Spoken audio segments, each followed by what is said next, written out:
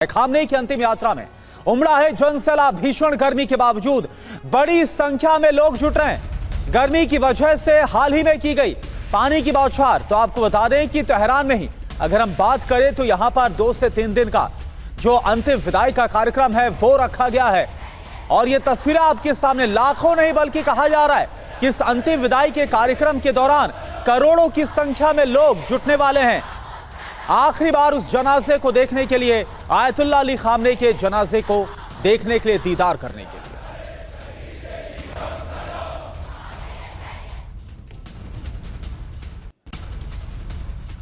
और Ayatollah Khamenei की अंतिम यात्रा की तैयारियां तेज हो गई हैं। हुसैन स्क्वायर से आजादी स्क्वायर तक ये अंतिम यात्रा निकाली जाएगी। तेहरान के ग्रैंड मुसल्ला में किस तरह से जन सैलाब उमड़ा हुआ है ये आप देखिए। भीड़ खत्म होने का नाम ही नहीं ले रही। 9 जुलाई को मशहद में आयतुल्लाह अली खामनेई को सुपुर्दे खाक किया जाएगा और उससे पहले तेहरान के ग्रैंड मुसल्ला में इस वक्त हजारों लोगों की भीड़, हजारों लोगों का हुजूम नजर आ रहा है।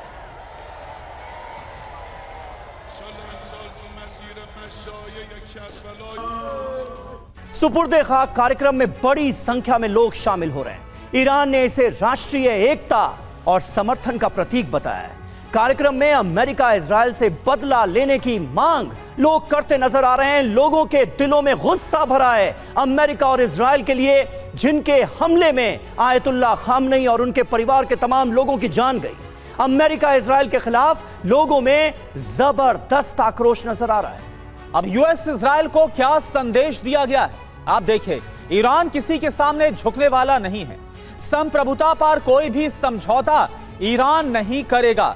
ईरान किसी दबाव के आगे नहीं झुकेगा। बड़ी बात क्या है यह भी आप समझिए।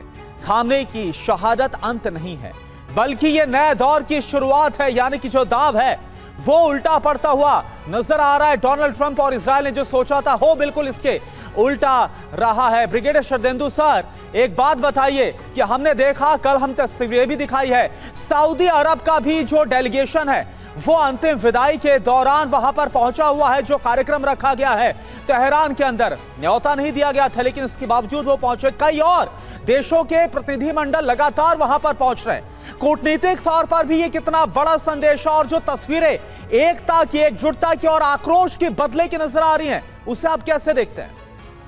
मेरा मानना, जब से आयतुल्लाह अली खामनेई की शहादत हुई है, उन्होंने जो शहीद का दर्जा हासिल किया है, उससे देखिए मिडिल ईस्ट में एक डिफरेंट तरीके का रिसेंटमेंट है अमेरिका और इजराइल के खिलाफ। भले ही वहाँ के सियासत अमेरिका की लाइन को टो करते हो, इजराइल से अब्राहम अकॉर्ड साइन किया हो, लेकिन वहाँ का जो जनमानस है वो कहीं ना कहीं ईरान पे जो जातियाँ हुई अमेरिका और इजराइल द्वारा, उसके साथ खड़ा होता हुआ नजर आ रहा है। इसी वजह से आज जब सऊदी अरेबिया का भी डेलीगेशन वहाँ पे है तो दिखाता है कि सऊदी अरेबिया ने अपने मासेस को जाना है, पहचाना, इसलिए वहाँ पे एक रिप्रेजेंटेशन के तौर पे वहाँ है। और साथ में जो ईरान का रिजॉल्व है इस पूरे क्राइसिस में वो देखने लायक है। देखिए, आयतुल्लाह अली खामनेई की जो शहादत हुई है वो एक संजीवनी बूटी का काम किया है ईरान के लिए। पूरा देश एक हुआ है और जिस तरीके से जन सैलाब उमड़ के आ रहा है, 2 करोड़ की तादाद और लगातार लोग आते चले जा रहे हैं, यह दिखाता है कि कितनी उनकी जनमानस में पकड़ थी। और साथ में वो 28 फरवरी को बच भी सकते थे, वो अपने आप को एक्सपोज नहीं कर सकते थे,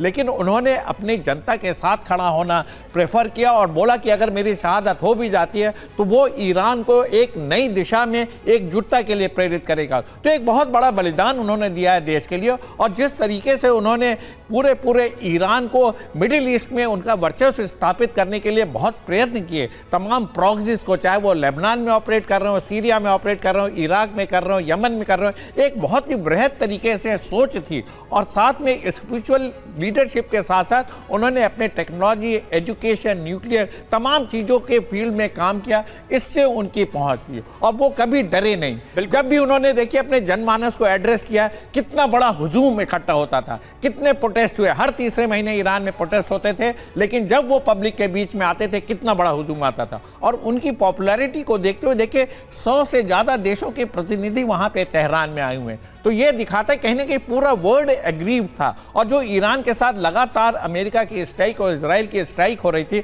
उससे कहीं ना कहीं वर्ल्ड दो भागों में बटा है, इसमें कोई दो राय नहीं है। और आगे आने वाले दिनों में भी एक सीक्वल का काम और ईरान और बड़ी ताकत के साथ उभरता हुआ नजर आ रहा है, यह भी अगर कहा जा रहा है तो बिल्कुल सही है। और खास बात यह है कि इस हमले में आयतुल्लाह अली खामनेई की जान तो गई ही थी, 14 महीने की उनकी पोती की भी जान चली गई थी, उनकी पत्नी की जान चली गई, बेटी की जान चली गई, दामाद की जान चली गई।